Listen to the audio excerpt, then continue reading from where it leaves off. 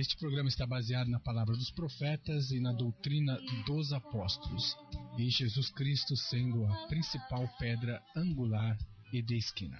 Disse-lhes, pois, Jesus: Quando levantardes o Filho do Homem, então conhecereis quem eu sou, e que nada faço por mim mesmo, mas falo como o Pai me ensinou. E aquele que me enviou está comigo. O Pai não me tem deixado só, porque eu faço sempre o que lhe agrada. Dizendo ele estas coisas, muitos creram nele. Jesus dizia, pois, aos judeus que criam nele: Se vós permanecerdes na minha palavra, verdadeiramente sereis meus discípulos, e conhecereis a verdade, e a verdade vos libertará. Esta é a leitura e o estudo da Palavra de Deus que nós iremos fazer hoje, neste Santo Sábado do Senhor. Quem vos fala é o evangelista Flávio, da Igreja de Deus. Eu quero falar para vocês sobre um assunto importante, polêmico, mas muito importante, e nós devemos chamar a atenção de todos os nossos ouvintes, principalmente os nossos ouvintes que querem servir a Deus em espírito e em verdade. Nós vamos falar hoje a respeito da festividade de Natal. Qual é a verdadeira origem de 25 de dezembro, comemorado como o nascimento de Jesus? Esta festa é a maior festa da cristandade e também do mundo não religioso, e nós iremos aqui falar a verdade a respeito da origem do Natal.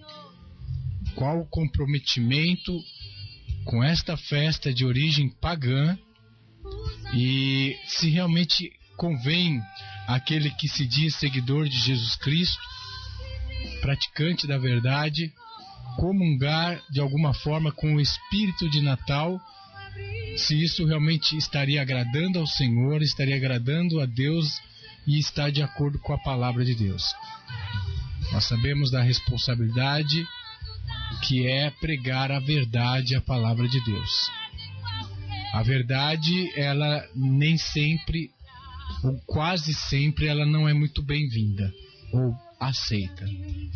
Mas Jesus, o Filho de Deus, como nós lemos no Evangelho de João, ele disse que quando a palavra dele estiver em nós, verdadeiramente seremos seus discípulos.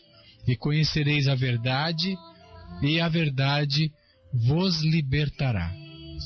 A verdade nos liberta de conceitos pagãos, de conceitos mentirosos e de conceitos tradicionalistas que não têm a ver com a doutrina da palavra de Deus. Nós fomos chamados para ser santos e para andarmos na verdade. Jesus, o Filho de Deus, sempre falou a verdade, por isso ele foi muito perseguido pelos religiosos da sua época. Os doutores da lei e os escribas eram aqueles que mais perseguiam o Senhor Jesus, porque viam nele uma grande ameaça, pois sua doutrina era verdadeira, firmada na palavra de Deus, e causava muito constrangimento entre os fariseus e os doutores da lei. Estes, por final, é que fizeram uma reunião em secreto para demandar a morte de Jesus Cristo. Mas tudo estava determinado pelo Pai, que Jesus Cristo haveria de ser levantado, ele haveria de ser crucificado e morto pelos nossos pecados.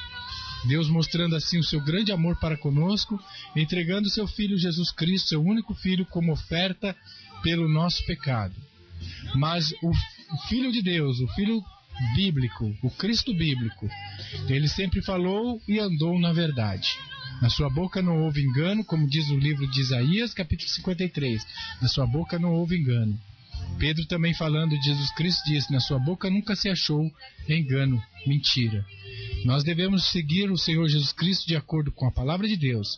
Jesus Cristo disse no Evangelho de João, no capítulo de número 7, versículo de número 38: Quem crê em mim, como diz a Escritura, rio de água viva correrão do seu ventre. Nós temos que crer e conhecer um Senhor Jesus bíblico, um Senhor Jesus Cristo de acordo com a Escritura.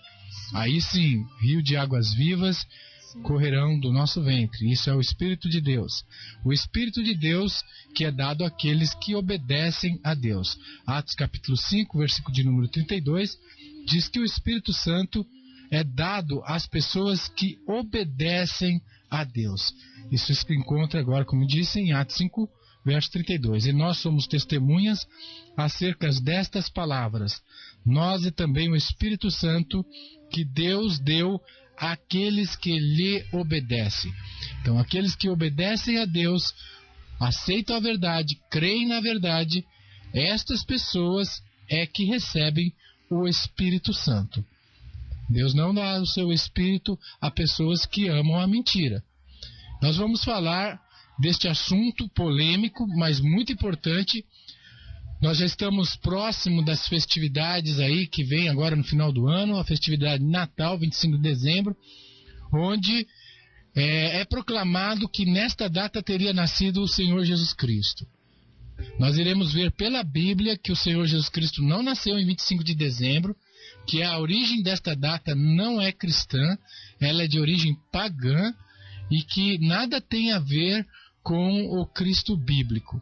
Portanto, aquele cristão sincero que realmente ama a verdade, ele não deve comungar com esses tipos de festas de origem de cunho pagão, com uma nova capa pseudo-cristã, com uma capa de cristianismo, mas não é de origem mentirosa, é um engano, é um tremendo de um engano, a comemoração de Natal como aniversário do Senhor Jesus Cristo.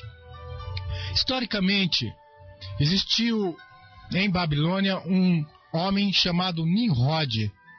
A origem do Natal é muito mais antiga do que nós possamos pensar. Ela vem dos dias de Babilônia, o fundador de Babilônia, Nimrod. Ele é citado no livro de Gênesis. Esta personagem, Nimrod, foi o fundador da cidade de Babel, Babilônia, da onde foi feita a Torre de Babel.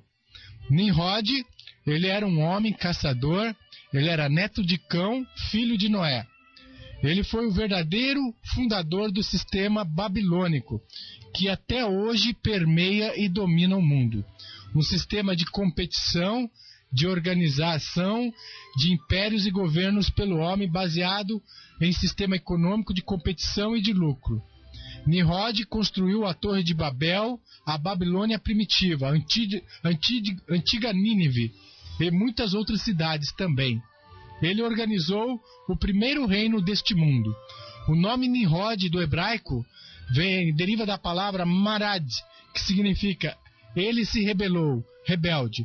Então Nimrod é uma prefiguração até mesmo de Satanás, da rebeldia de Satanás. Esta personagem, esse caçador, fundador de cidades, uma delas Babilônia, como nós dissemos, ele era um homem bastante poderoso e passou a ser adorado em forma de Deus pelos seus seguidores, pelos habitantes de Babilônia. Este homem casou-se com sua própria mãe, Semiramis. Semiramis foi sua mãe e sua esposa. Semiramis, então, passou a ser cultuada pelos caldeus, pelos babilônicos, como a rainha dos céus, a mãe de Deus. Semiramis, esposa de Nimrod, sempre foi adorado pelos povos pagãos, com vários nomes ela recebeu em cada linguagem que ela ia sendo anunciada a sua origem mística. Ísis dos egípcios e outros nomes em várias outras cidades, né? Nós vamos ver aqui pela origem a histórica, de onde veio a adoração da mãe de Deus, Nimrod, Semiramis. Ela foi adorada como Osíris, Ísis, seu esposo Osíris, no Egito. Na Ásia como Cibele, em Roma pagã como Fortuna, na Grécia, na China, no Tibete, como equivalente a Madonna, né? Muito antes do nascimento de Jesus Cristo. Diana dos Efésios, como nós encontramos ali no livro de Atos dos Apóstolos. Então, a rainha dos céus, a mãe de Nimrod e também esposa de Nimrod. Ela teria simulado uma gravidez com outra pessoa após a morte de Nimrod e nasceu-lhe um filho, por nome de Tamuz, o filho do Deus Sol. Semíramis começou a proclamar que Nimrod, após a sua morte, teria sido transformado numa árvore e ele visitaria esta árvore todo dia 25 de dezembro, dia do seu nascimento. Esta árvore seria visitada pelo espírito de Nimrod, que teria se transformado na divindade do Sol, Baal, o Deus Sol. Ela, grávida de Tamuz, o filho do Deus Sol, passou então a ser adorada a mãe e o filho. Essa adoração da mãe e o filho, a rainha dos céus e seu filho, o filho do sol, é uma adoração muito antiga, que já remonta desde os primórdios, desde Babilônia. E esta doutrina, e este ensinamento, e esta tradição passou de geração em geração, em todos os povos, por onde veio a origem dos povos mediante a confusão de línguas, do qual nós encontramos no livro de Gênesis, capítulo de número 11. Pois essa história de Nimrod, Semíramis e Tamuz, ela se propagou por todas as nações de onde foram os povos que originaram da confusão de línguas. Então, recebendo nomes diferentes, porém, o cunho histórico, a data de 25 de dezembro, a data de natividade, comemorada também na antiga Roma pagã, como o aniversário do Sol Invictus, no dia 25 de dezembro, natividade. Os imperadores romanos ali faziam as Saturnálias, que eram as festas e ceias romanas, feita à meia-noite, com muita comida, orgia, bebida. Ali então eles comemoravam o nascimento do sol no dia 25 de dezembro. Esta história de qual nós estamos falando se encontra muito bem documentada na Enciclopédia Britânica, em boas enciclopédias que falam da história da origem de várias festividades pagãs.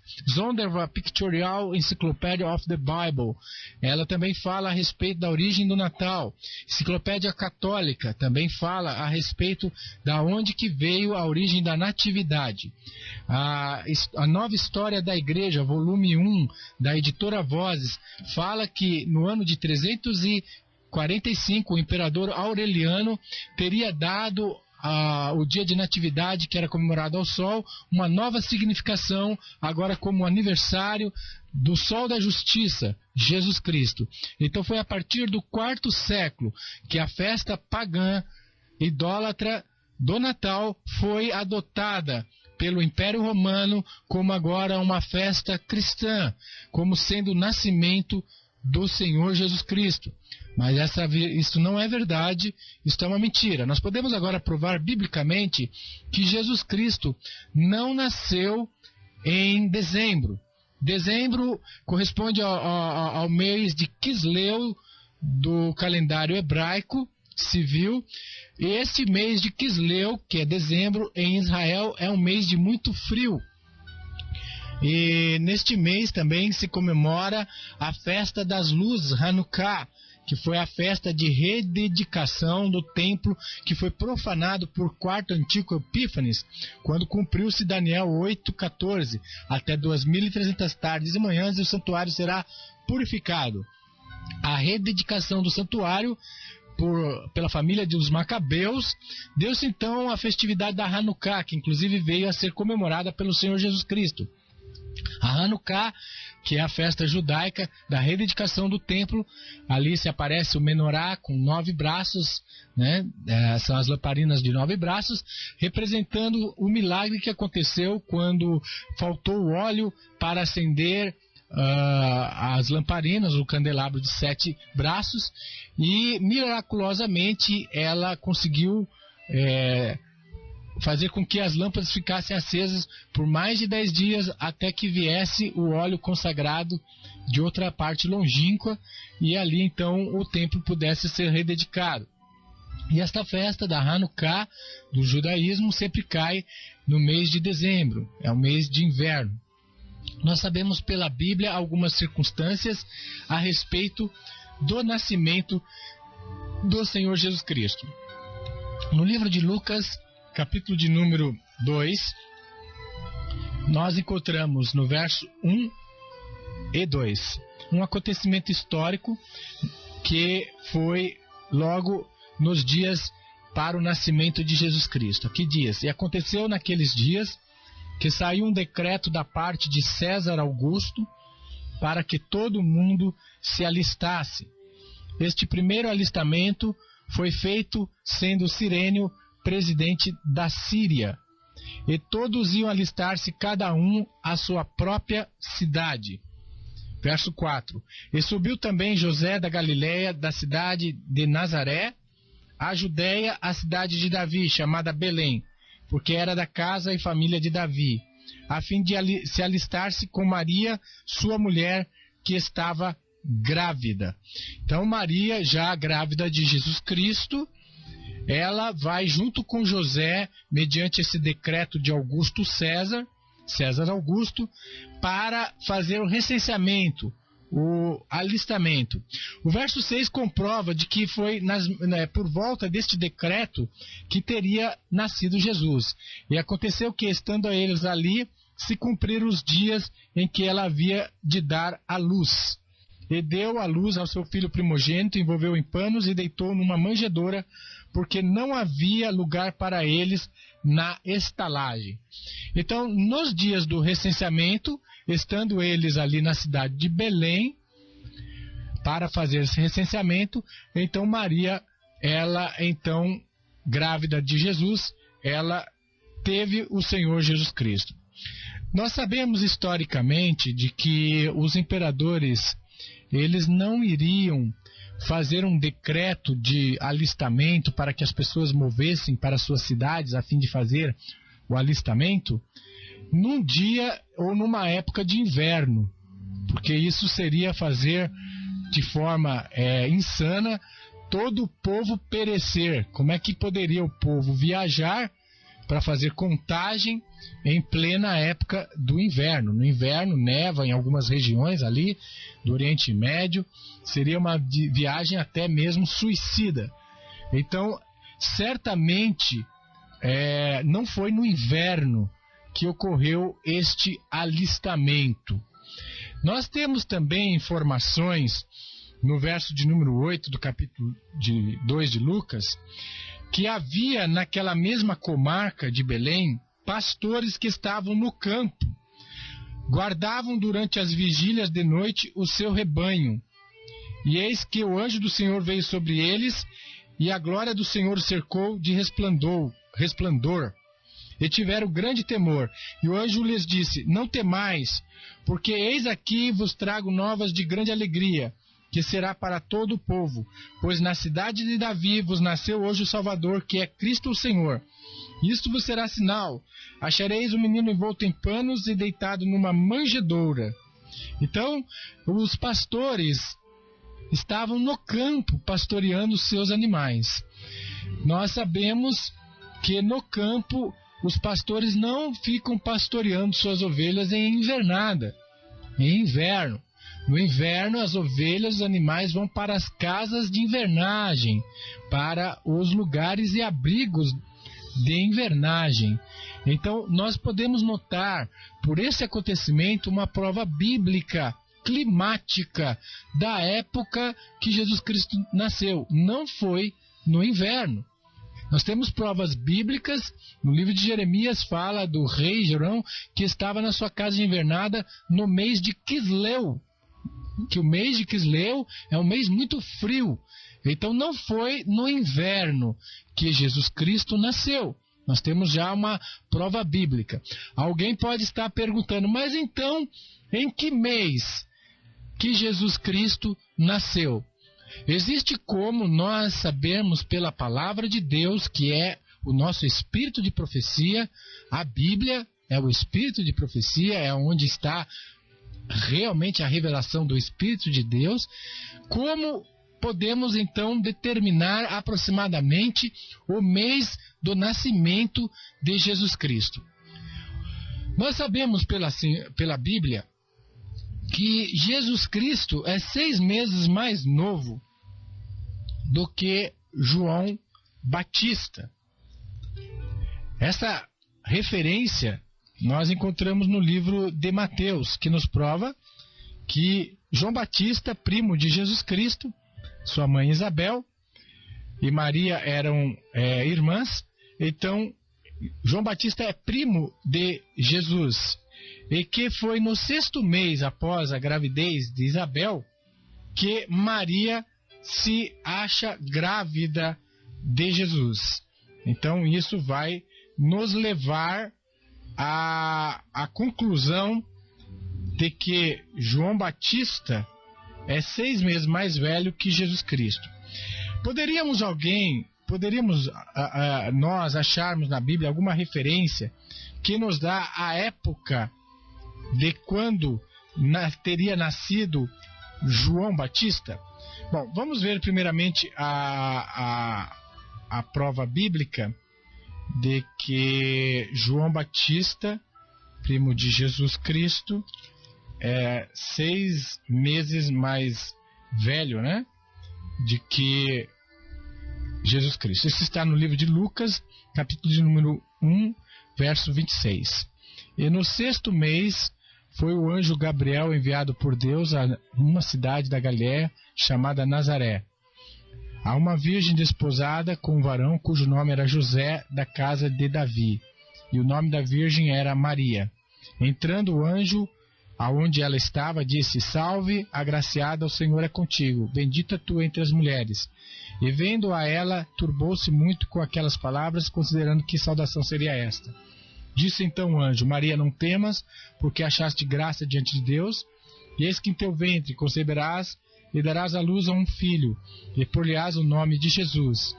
Este será grande, será chamado Filho do Deus Altíssimo, e o Senhor Deus lhe dará o trono de Davi, seu pai, e reinará eternamente na casa de Jacó, e o seu reino não terá fim. Então Jesus Cristo, o verdadeiro herdeiro do trono de Davi, que reinará sobre a terra, na casa de Davi, na terra de Jacó, né, em Israel, ele é anunciado o seu nascimento a partir do 6º mês da anunciação do nascimento de João Batista. No capítulo 1 de Lucas ainda, fala a respeito do pai de João Batista, da onde nos dará a base bíblica para nós termos uma ideia em que mês teria nascido Jesus Cristo. Isso nós encontramos então no capítulo 1 de Lucas, verso de número 5. Existiu no tempo de Herodes, rei da Judéia, um sacerdote chamado Zacarias, da ordem de Abias, e cuja mulher era das filhas de Arão, e o seu nome era Isabel. E eram ambos justos perante Deus, andando sem repressão em todos os mandamentos e preceitos do Senhor. E não tinham filhos porque Isabel era estéril, e ambos eram avançados em idade. Aconteceu que, exercendo ele o sacerdócio diante de Deus, na ordem da sua turma, segundo o costume sacerdotal, coube-lhe em sorte entrar no templo do Senhor para oferecer o incenso. Bom, existia no turno dos sacerdotes 24 turnos sacerdotais de ano em ano, para que perante o Senhor fizesse o serviço sacerdotal no templo. E Zacarias, pai de João Batista, ele servia no turno e ordem de Abias, que isso corresponde ao 4º mês do ano hebraico, corresponde à 2ª quinzena do 4º mês, era o turno. Para quem quiser ver isso está no livro de Deuteronômio, que dá o turno de Abias, né? Isso também nós encontramos a referência bíblica em Crônicas 24, verso 10 e 19. Vamos ver ali a respeito dos turnos sacerdotais. Então vamos lá, 1 Crônicas 24, nós encontramos aí os turnos sacerdotais para nós termos uma base de qual era o sacerdócio que representava o sacerdócio do turno de Abias. 24, verso 10 e 19, diz assim: a sétima Acós e a oitava Abias. Então Abias servia na oitava ordem. Como eram 24, então um ano de 12 meses, nós dividimos por 24, cada turno correspondia metade de um mês, 14 dias para 15 dias. O calendário hebraico, deve se lembrar a todos os ouvintes, que é um calendário lunar. Ele é regido pela lua. Então eram 12 meses e cada mês tinha 29 dias. O calendário hebraico, dias de passagem, a cada 3 anos ele tem um mês intercalar de correção. Um mês a mais, 13º mês, para corrigir o calendário. Assim como o nosso calendário tem a cada 4 anos um dia a mais no mês de fevereiro para corrigir o calendário. Então, a oitava ordem era o turno de Abias. Correspondia então ao 4º mês, ao 4º mês. Esse 4º mês, nós vamos então ter que, diz a Bíblia em Lucas capítulo 1, que Zacarias estava exercendo o seu sacerdócio. Então ele estaria exercendo o seu sacerdócio no meado do 4º mês ou final do 4º mês, mas ele estava durante o seu sacerdócio quando ele recebeu a mensagem do anjo que a sua esposa Isabel, que era estéril, estaria agora grávida miraculosamente para dar luz a João Batista, o precursor de Jesus Cristo, o profeta que prepararia o caminho do Senhor, o verdadeiro Elias, o que veio no espírito de Elias para converter os pais aos filhos e os filhos aos pais. Então, para quem quiser dar crédito, o Elias que havia de vir, o verdadeiro Elias bíblico, é João Batista. Ele veio no espírito de Elias. Não tem outro Elias para vir. Jesus Cristo mesmo falou que se alguém quiser dar crédito, ele já veio. E é João Batista. Então, João Batista foi anunciado o seu nascimento, a sua conceição, na segunda quinzena do 4º mês do calendário civil hebraico, do calendário hebraico. Agora nós vamos fazer então um levantamento. O 4º mês corresponde mais então 9 meses de gravidez de Isabel. 9 meses de gravidez. Então 4 meses com 9, nós iremos para o 1º mês do ano, porque fecha-se o ano com 12 meses, dá 13 meses, então vai cair no 1º mês do ano o nascimento de João Batista, no mês de... realmente é o 1º mês do calendário. Isso corresponde, então, o 1º ao 2º mês, né? Nós temos aí 9 meses, portanto. Agora, nós vemos pela Bíblia que a anunciação do nascimento de Jesus veio 6 meses depois da anunciação do nascimento de João Batista. Então, João Batista é 6 meses mais velho que Jesus, né? Nós vamos agora, então, somar mais 6 meses ao 1º mês do calendário hebraico. Nós vamos cair no 7º mês. No 7º mês. Então, Jesus teria nascido por volta do 7º mês. O mês de Quisleu, que é o mês que corresponde a dezembro, né? Ele é o 9º mês. Então, Quisleu é o 9º mês, Jesus teria nascido no 7º mês, no final do 7º mês. Então vamos subtrair 3 meses de dezembro, nós temos outubro, né? Nós temos novembro, outubro, setembro.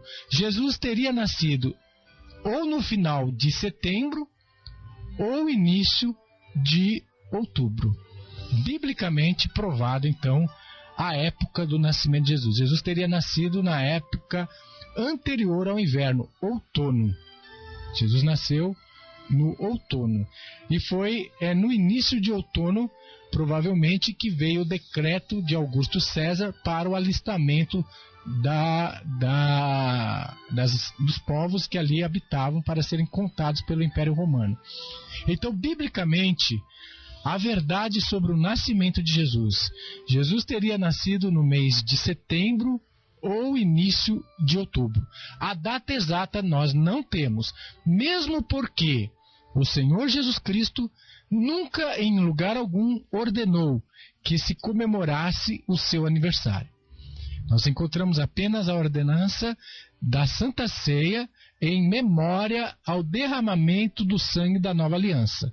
Jesus, portanto, pediu aos seus discípulos, aos seus seguidores, que uma vez por ano, no dia 14 de Nisan para 15 de Nisan, no dia da Páscoa dos judeus, nós fazemos a nova Páscoa, a Páscoa cristã, que comemora a morte que veio nos salvar dos nossos pecados. Então, na noite do dia 14 para 15, na véspera dela, no dia 14, no mundo inteiro, as igrejas de Deus fazem a Santa Ceia com pão ázimo, quer dizer, pão sem fermento, porque fermento na Bíblia representa pecado.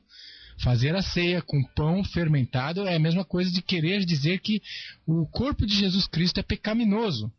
E isso nós não podemos fazer. A Santa Ceia bíblica, ela é feita com pão puro sem fermento, chamado pão ázimo. E o vinho puro da uva, né? O vinho puro da uva é feito, então, na noite do dia 13 para o dia 14, uma véspera do dia em que Jesus seria entregue como nosso Cordeiro Pascal. As igrejas de Deus no mundo inteiro se reúnem, fazem o lava-pés, que é ordenança do Senhor Jesus Cristo. Ele, sendo Senhor e Mestre, lavou os pés dos discípulos, ordenou também que nós, humildemente, nós não somos maiores do que o Senhor Jesus Cristo, devemos seguir então o seu exemplo, que veio para nos servir. Então a igreja faz o lava-pés neste dia, que cai normalmente entre março e abril. Este ano que vem vai cair por volta do dia 14, 15 de abril, né? Então nós fazemos o lava-pés e depois nós fazemos a Santa Ceia, o pão ázimo com vinho puro, fazendo em memória a este grande dia que foi o dia da nossa salvação e anunciando a vinda do reino de Cristo Jesus. Esta é uma marca da igreja, do povo de Deus, durante todas as eras. A igreja de Deus, os verdadeiros cristãos, foram reconhecidos durante todas as eras, porque faziam a ceia uma vez por ano, no dia 14 para 15 de Nisan. Exatamente na mesma noite que Jesus foi entregue, nós fazemos a ceia em memória a ele. Portanto, Jesus mandou e ordenou que nós comemorássemos o dia da sua morte em memória a ele, porque este grande dia da sua morte foi que nos deu a salvação. Assim, então, devemos proceder, devemos seguir a verdade. Jesus Cristo diz que todo aquele que me ama, ouve as minhas palavras. Se você ama o Senhor Jesus Cristo, você ama a verdade. Você ouve as palavras do Senhor Jesus Cristo. O espírito de Natal hoje é muito forte.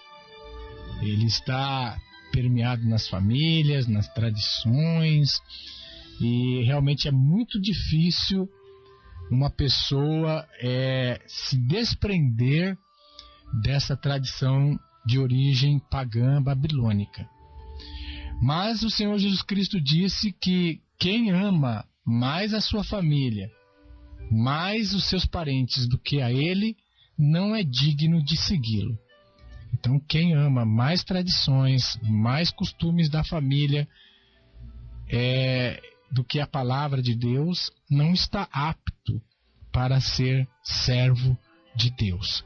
Nós vemos aí quantas religiões comprometidas com esse espírito pagão do Natal, utilizando como subterfúgio, porque é um dia bom para pregar Jesus Cristo, as pessoas estão mais receptivas e por isso nós pregamos Jesus Cristo e falamos do seu nascimento, ainda que ele não tenha nascido, mas pelo menos a gente consegue anunciar Jesus.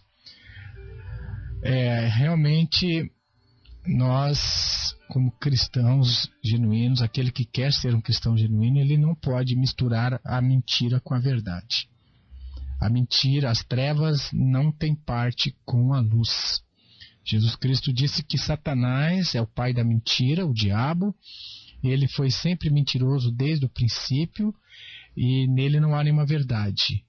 E ele é trevas, né? Então nós não devemos aceitar coisas vindas das trevas e agora dizer que é luz. Jesus falou, se alguém tem por luz trevas, quer dizer, se alguém tem por verdade coisas oriundas das trevas, quão profundas são as suas trevas.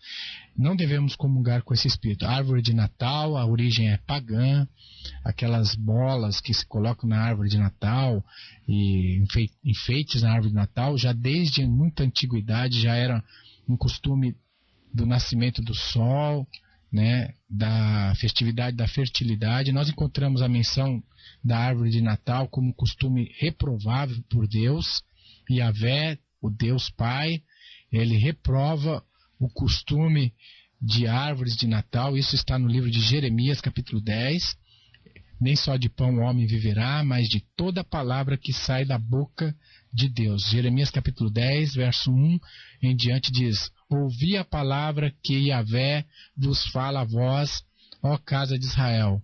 Assim diz Yahvé: não aprendais o caminho das nações, nem vos espanteis com os sinais dos céus, porque com eles se atemorizam as nações.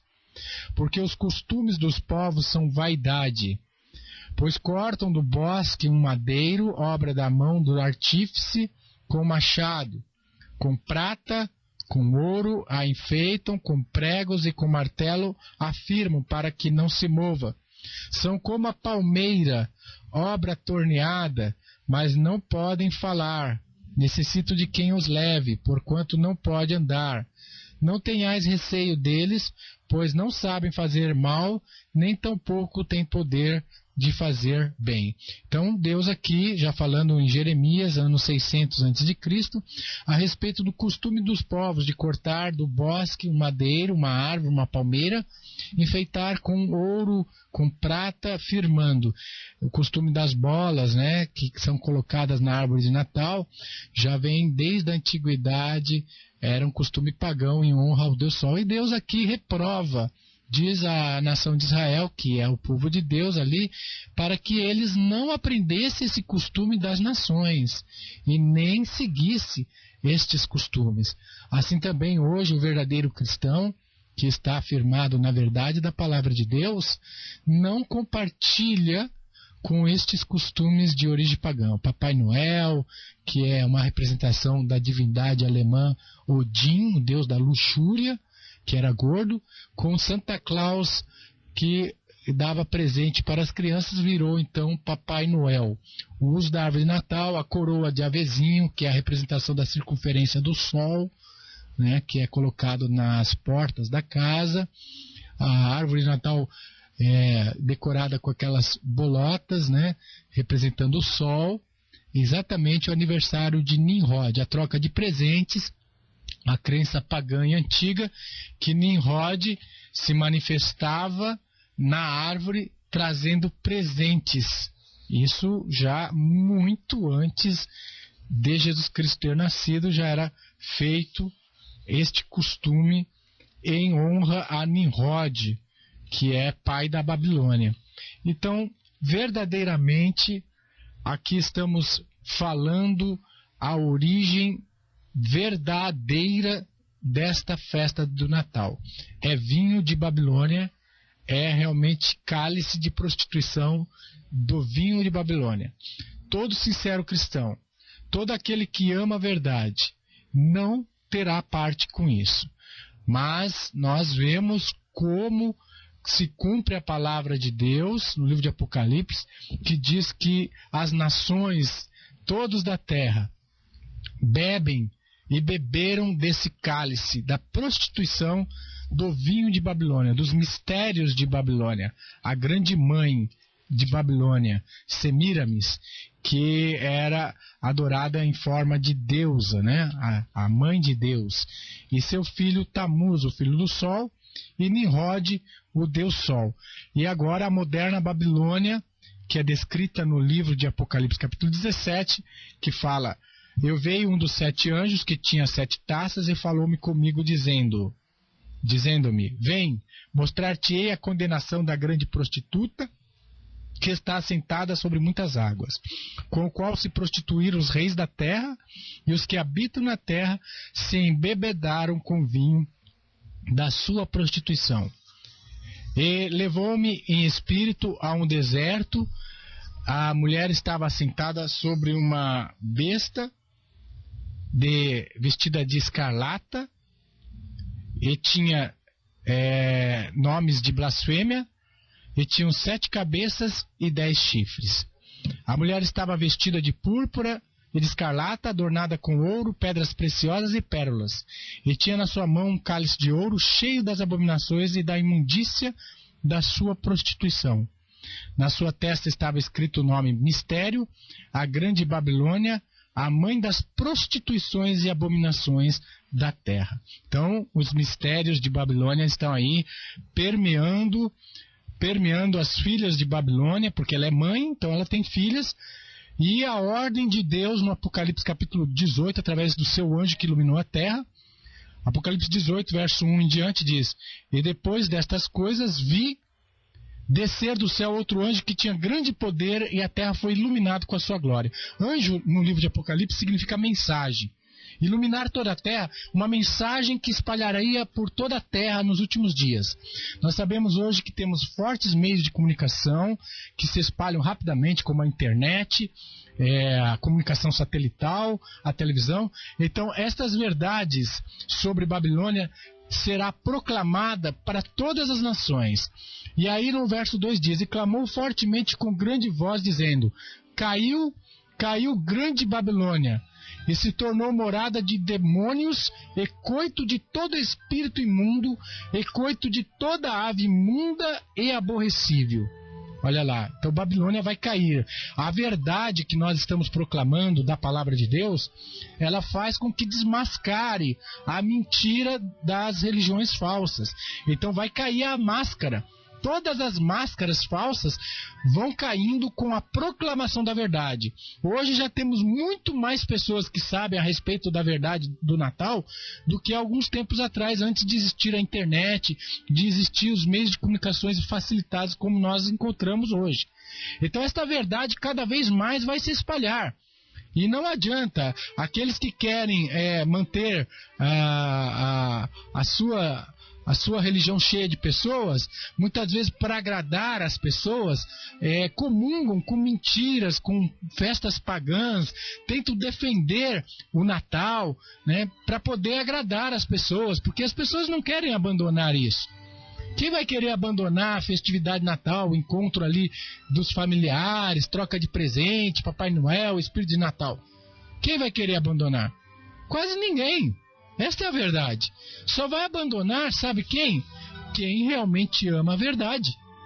Quem ama a verdade vai abandonar essas coisas para praticar a verdade. Mas quem não está preocupado se a Bíblia é verdade ou não, quem não está preocupado se seguir ao Senhor Jesus de qualquer forma, essas pessoas não vão abandonar, elas vão sempre arrumar uma justificativa. Não, porque Natal é um dia bonito, as pessoas estão todas mais receptivas, sensíveis.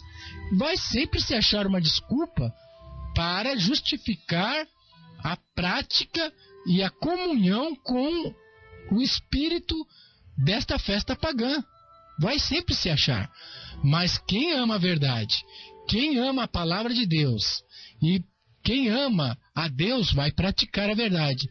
E aí o aconselhamento de Apocalipse 18 é: sai dela, povo meu. Verso 4, ouvi uma grande voz, outra voz do céu que dizia: saí dela, povo meu, para que não sejais participantes de seus pecados, e para que não incorras nas suas pragas. Então não adianta você querer modificar o seu meio.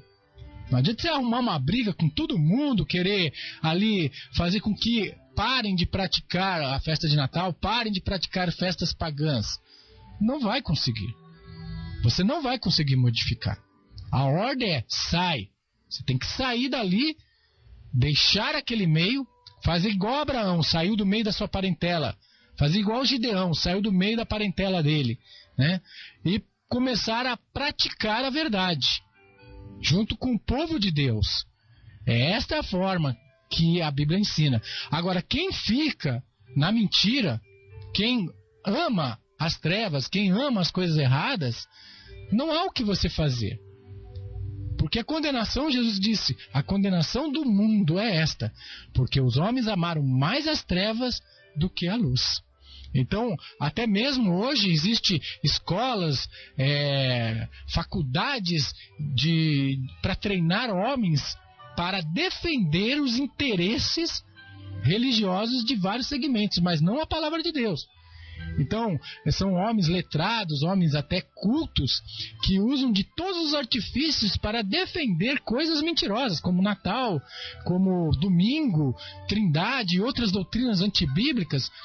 Existem hoje pessoas especializadas, elas até recebem altos salários para defender esses dogmas que vieram de Babilônia. Mas quem ama a verdade, como diz Apocalipse 18, vai ouvir a voz do anjo, vai temer, vai ter temor no coração e vai abandonar a mentira e vai vir para a luz. Venha para a luz, meu ouvinte, venha para Jesus. Jesus Cristo é luz, é verdade. Nele não há trevas. Quem serve ao Senhor Jesus Cristo anda na luz. Quem não serve ao Senhor Jesus Cristo, ou diz que serve, mas não segue a luz, está enganando a si mesmo, está enganando os outros. Venha para a verdade. Peça estudos da palavra de Deus sobre Apocalipse. Quem é essa grande Babilônia, mãe das prostituições? Quem que é a mulher de Apocalipse 17? O que é a marca da besta? O que é vinho de Babilônia? Todas essas doutrinas nós explicamos biblicamente qual a origem e como que se cumpre o livro de Apocalipse. Minha saudação bíblica a todos vocês, em Cristo Jesus, paz seja convosco.